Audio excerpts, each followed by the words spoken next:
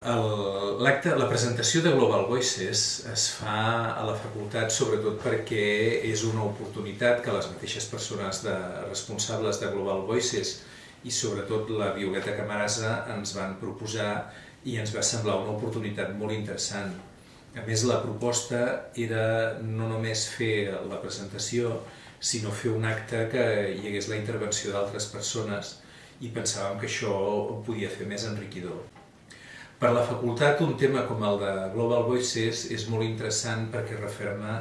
la idea del potencial que té el periodisme avui dia amb les xarxes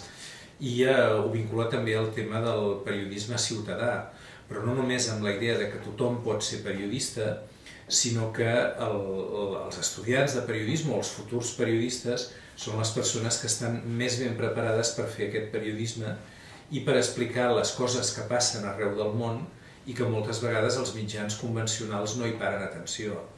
tant des del punt de vista de donar a conèixer, en aquest cas a Catalunya, què és el que passa en molts punts del món que d'altra banda no és conegut, com en el sentit invers de poder donar a conèixer a la resta del món quines són les coses que passen a Catalunya i que moltes vegades els altres mitjans no en parlen. Jo penso que la taula rodona és particularment interessant per les persones que hi participen, perquè totes elles són molt expertes en el tema del periodisme, de les xarxes, i al mateix temps donen punts de vista que són complementaris.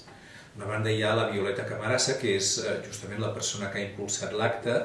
i que és la representant de Global Voices a Catalunya. De l'altra hi ha la Sílvia Cobo, que és una periodista especialista en internet, té un blog que és molt conegut i ha publicat fa un any aproximadament un llibre molt interessant que es diu Internet per a periodistes. Després hi ha el Saúl Gordillo, que és un periodista amb una trajectòria important, però a més que és jove, ha estat director de l'Agència Catalana de Notícies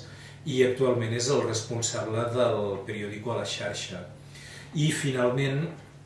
hi ha la Cristina Baquer, que és la representant d'aquest periodisme més ciutadà,